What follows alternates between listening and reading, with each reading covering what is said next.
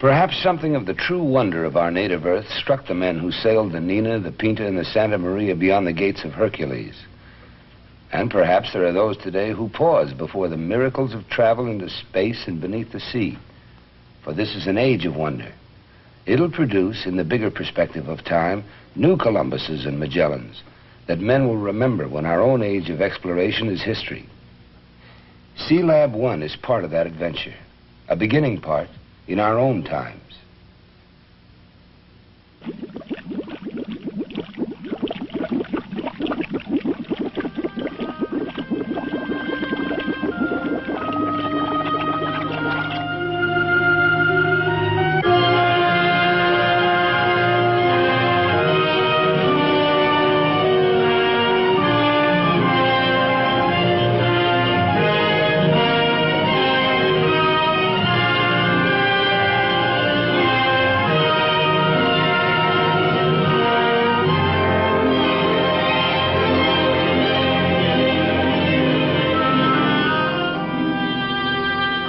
A free-swimming diver moves through the realm that was once called the silent world, if only because there were no men to hear the sounds and understand the message from the deep. On his back, the scuba gear proclaims him, for all his presumption, an outlander to this realm, an alien. In times beyond the telling, all that lived upon our planet were native to these waters. Waters that cast their blue light as far into space as the size of this planet Earth, and its sun-reflected light permit. Earth, this only place in all the universe where man has discerned liquid water, this rarest of ingredients in the cosmos. What is rare in the known universe blankets our hometown world, the planet Earth. Some 70% of it is covered by the seas. The continental shelf alone, this water-covered plateau that surrounds the continents, is the size of Africa, or 3 times the size of the United States. Explorable, as we see. Exploitable, too. And how much more so it would be if man were a freer agent, like these individuals. At least an immigrant, a kind of resident. If only he didn't have to come up for air so often. But he has to come up, sooner or later. For purposes of ocean exploration, the later the better.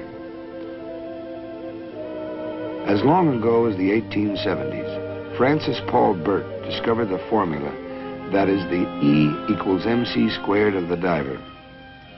He can prevent the possibly fatal bends by slowly decompressing at the rate of 20 minutes for each atmosphere of pressure. In 1915, Professor Thompson of MIT mentioned to the Bureau of Mines that helium should make a good gas for breathing under the heavy pressures of the undersea waters. This was a breakthrough indeed. Let us now, for the sake of getting to the point, pass over those dreamers and tinkerers, those scientists and technicians, those curious types of many lands and generations who brought the state of the diving art to the scuba and beyond. Our present chronicle begins in late 1963, when 2 Navy doctors, Captain George Bond and Commander Robert Workman, supervised Project Genesis, in which human beings remained in a highly pressurized chamber for 2 weeks.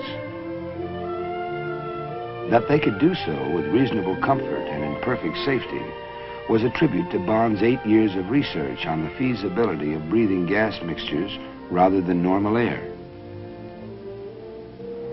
He and Workman verified the usefulness of helium as a substitute for nitrogen to prevent the dangerous narcosis that high underwater pressures could cause.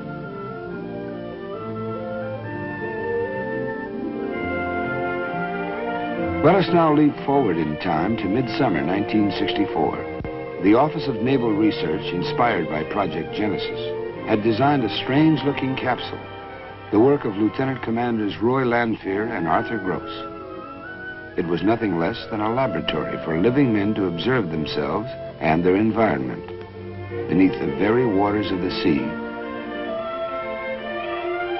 Can man indeed live within the sea as an inhabitant rather than a brief visitor. It takes a heap of logistics to bring the normal world into an abnormal place. But that, perhaps, is what exploration means. So imagine, if you can, all the planning and thinking, conferring and designing, research and construction that took place in the months and years before this particular Navy tug began to tow this unique orange capsule. The place, America's man-made structure called Argus Island, in the waters 30 miles southwest of Bermuda. The time, July 1964. The occasion, the proof of the pudding for Sealab I.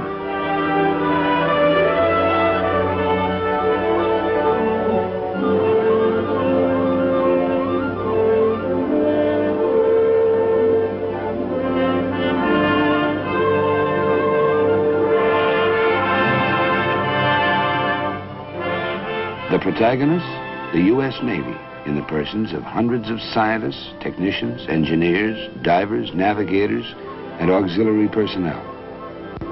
But 6 men in particular deserve the main focus of our attention. Take them in.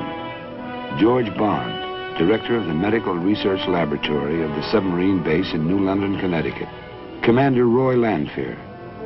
And those, all selected by Captain Bond, who will enter the strange shape you see before you. Dr. Robert Thompson, Lieutenant Commander, U.S. Navy, 36 years old, a native of Los Angeles. And 3 enlisted men of some special note. Expert divers, all of them. Men as much at home underwater as men could be, up to the time. Robert Barth, Lester Anderson, Sanders Manning, Navy men in their 30s who were to be the human subjects of the Sealab experiment. Here at the Navy's oceanographic station, Argus Island, the heavy logistics proceed. For if 4 men are to live together at the bottom of the sea for 3 weeks, you are attempting something more than just a diving expedition of a few hours or so. Anyone, so to speak, can dip his foot into the water, but that's not the same as a cross-channel swim.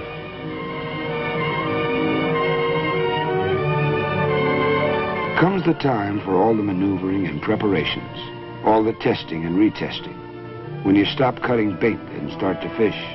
In this case, you load up the bins of the capsule with ballast, say 10 dozen railroad axles and about 10 tons of steel clumps, and it will stop floating and start sinking. Simultaneously, you work precisely and even delicately with mooring lines, cables, connections. Fallibility can be fatal in this new seamanship.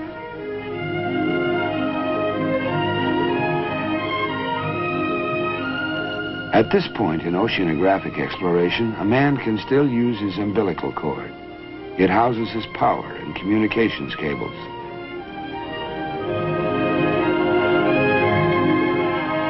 Hovering around beneath the surface in the manner of anxious midwives, the divers make certain that all is well.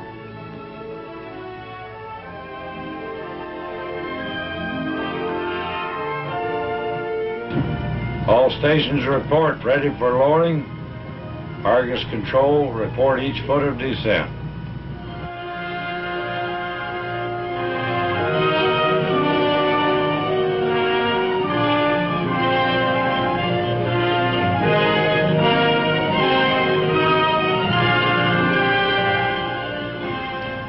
"61 feet, aye. 62 feet, aye. 63 feet, aye.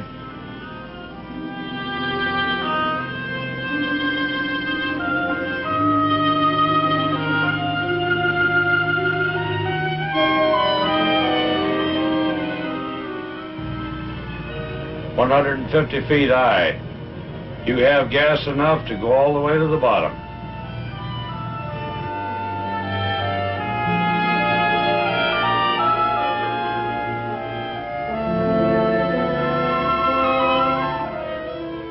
Sealab I on the bottom, aye. Hose pipe bubbling, all conditions normal, all systems going.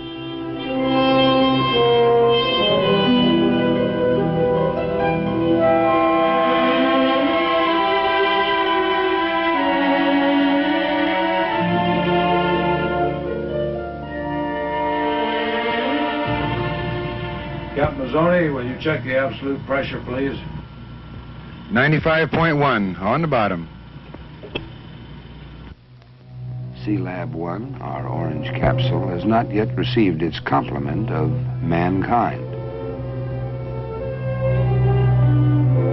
The deep, dark blue ocean of Lord Byron is a lot more interesting if you can, in Captain Bond's words, make man a free agent in the sea, not just for a few minutes, but for days. And so 4 men entered the submersible decompression chamber, or SDC, to take an elevator ride 192 feet down to the bottom of the sea.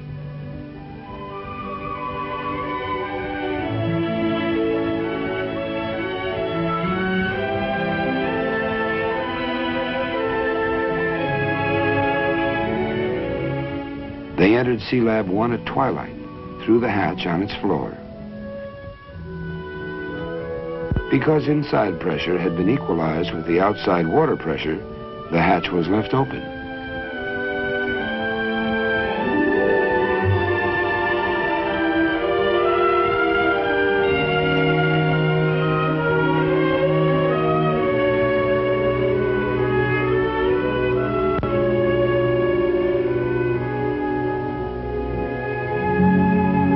The gas mixture approximated 96% helium and 4% oxygen, but it was gradually adjusted to 76% helium, 20% nitrogen, and 4% oxygen.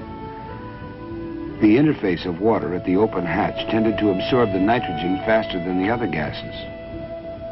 Normal air, of course, contains 78% nitrogen, but at the Sealab's pressure, it would be forced into the bloodstream to create nitrogen narcosis, a dangerous, intoxicating condition. Topside, Captain Bond kept in constant touch with his protégés below. Referring to himself as Papa Topside and to them as his children, he managed nonetheless to keep the foursome undisgruntled because of their deep respect for him.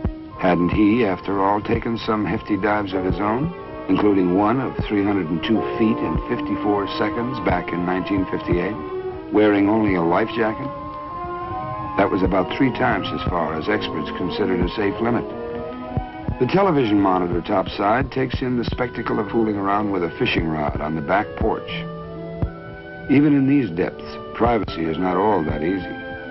The video eye of Big Brother takes it all in. A man can do many things theoretically.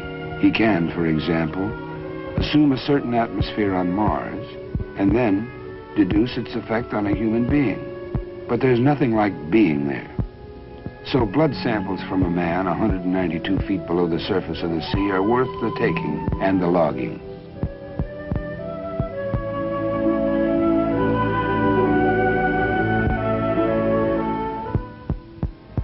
Six man-hours every day the foursome devoted to free swimming within a range of 1,000 feet around the capsule.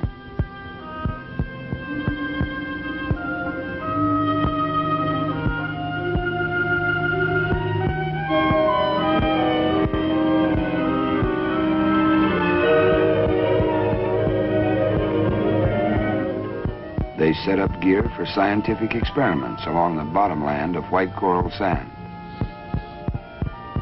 They squinted at the legs of the Argus Island Tower to see how the welding seams were, to note corrosion, to take in this new countryside just beyond their back porch.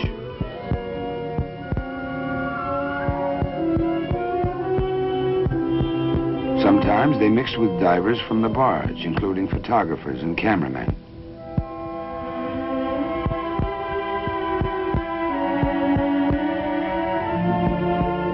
Columbus and Magellan did not have such scribes as these, who, for all their press privileges, must decompress like anyone else if they wish to come up to the surface alive.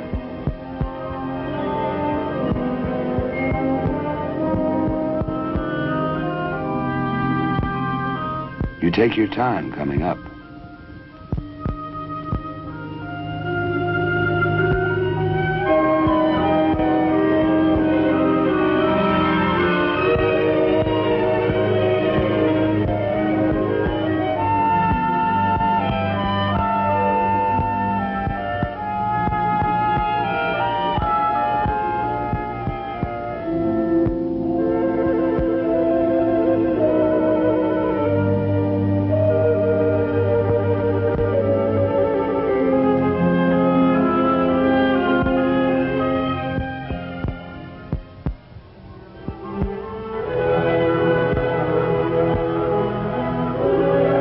Master Diver Sheets typifies this new breed of explorer, technician, athlete, seaman, who understands the principles of seamanship and the mysteries of the underwater realm, pressure and decompression, breathable and unbreathable gas mixtures, and the seamanship of buoyant capsules and lines and rigging and ballast and supply within the deeps. For this too is seamanship, this art and science of man upon the sea and within the sea.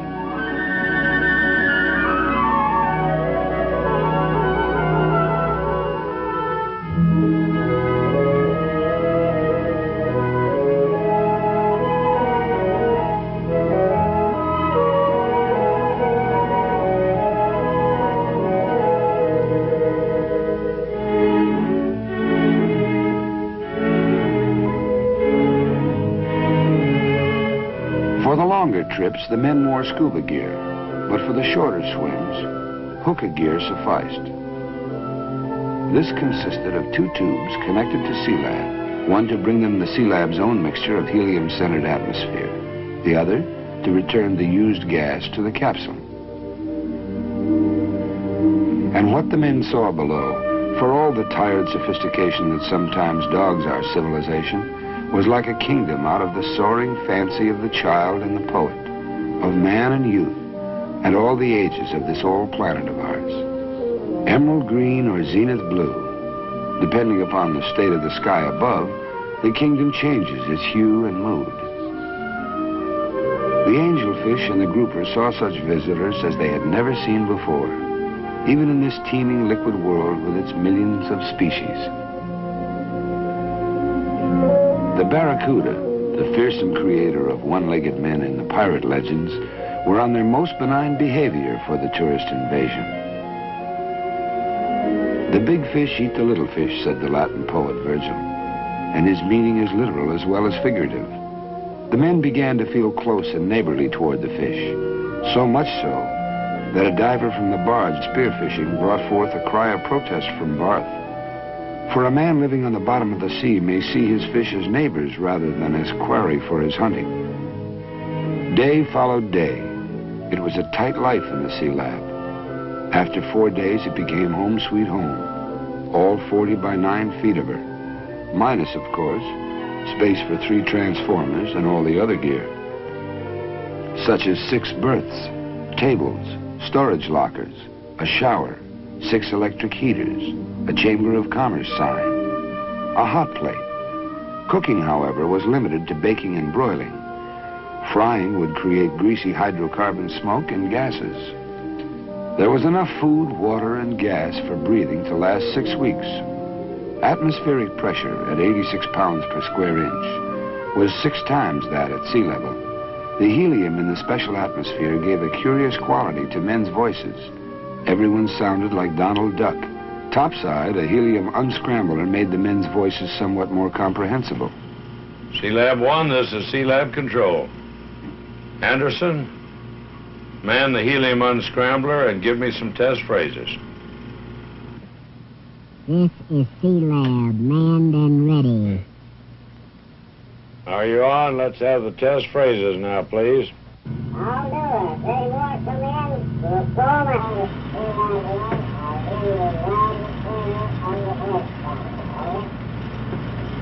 That's very good. I hear you loud and clear on the scrambler.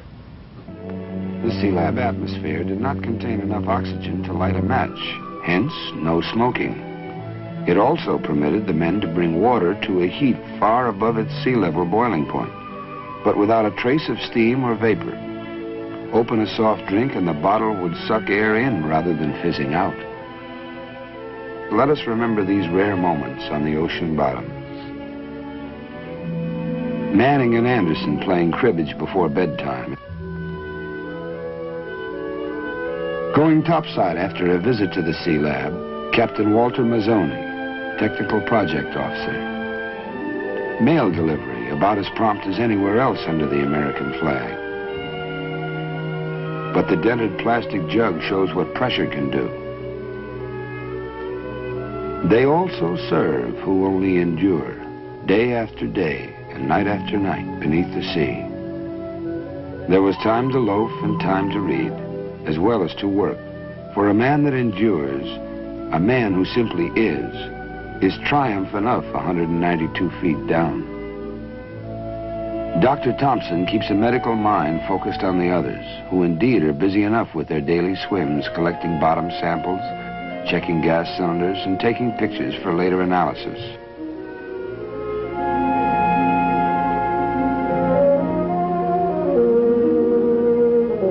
The men, living in the still alien realm of the waters, lost all their fear, began to feel that they belonged where they were, that they could go for a swim without their air tanks.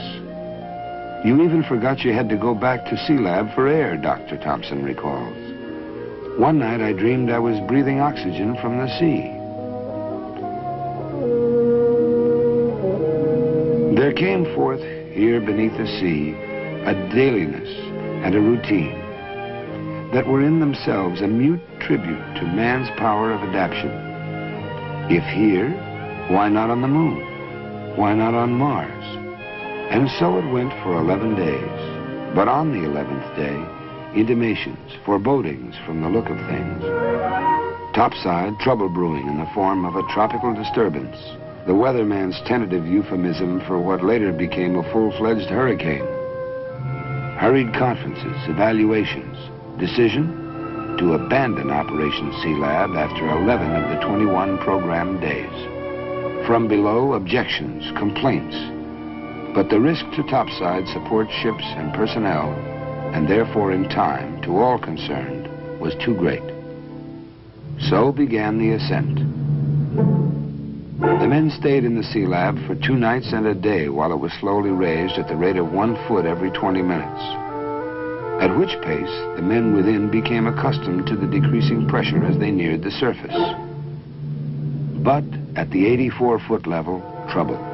Already the sea upon the surface was churning from the rising winds, and the surge carried below, rocking the Sealab capsule back and forth. Decompression pressures could no longer be contained. So, at 84 feet, the men transferred to the submersible decompression chamber to rise to the surface, where they remained another 25 hours before they saw, once again, the light of atmospheric day. Decompression took 55.5 hours in all. Had the men not ascended gradually, ridding themselves of the absorbed gas little by little, dangerous bubbles might have formed in their bloodstreams and risen to their brains, a fatal probability. This danger, Barth said, is the monkey on every diver's back. It's tedious, of course, waiting it out in the SDC. But tedium is preferable to death. Patience is the most important virtue a diver can have.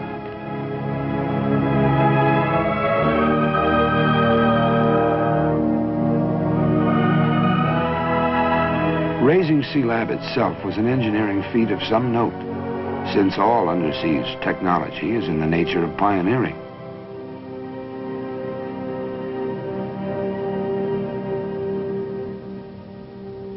Scratched by cables rubbing against her, she emerged none the worse for the 11-day weight of the ocean upon her. And when the men have gone, the sea remains. From its teeming deeps are fish and plankton and algae enough to feed the entire foreseeable earth, if men will learn how to harvest these fertile waters. The sea remains, rich in minerals of all kinds, some of them, like oil, already in production. The sea remains for Sealab and her descendants, for those who will go down to the bottom of it and stay long enough to do some thinking and some work. Sealab I proved that man can take it down below, that if he stays down 24 hours or more, his tissues become fully saturated with helium. Beyond that period, the time required for decompression does not increase, however long he remains below. Sealab was an adventure, a test of man's capacity to survive where survival is the biggest job he has. Beyond survival lies progress, and perhaps a civilization of growing permanence. For the sea remains.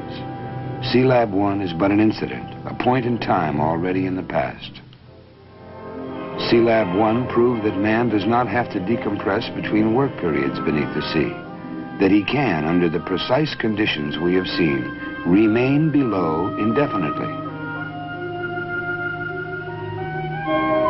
What lies before man here on his own planet, here in the watery inner space that is no less a challenge to his talent and his endurance than the space beyond the upper atmosphere?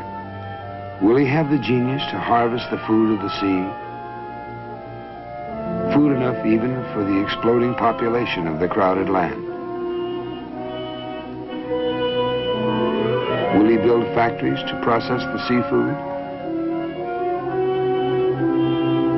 Or will he, in this less than perfect world, use the underwater realm for military purposes? Will there be manned outposts on the ocean bottom, fortresses, submarine bases, supply depots? Will he build for the better life, resort hotels, sightseeing, and scientific buildings within these waters? Will he mine the elements, everything from iron to cadmium, from aluminum to oil, that rest unexploited within this planet Earth, beneath the sea? We are reminded of the words of the late John F. Kennedy. "We are just at the threshold of our knowledge of the oceans," he said. Already their military importance, their potential for weather predictions, for food and for minerals is evident.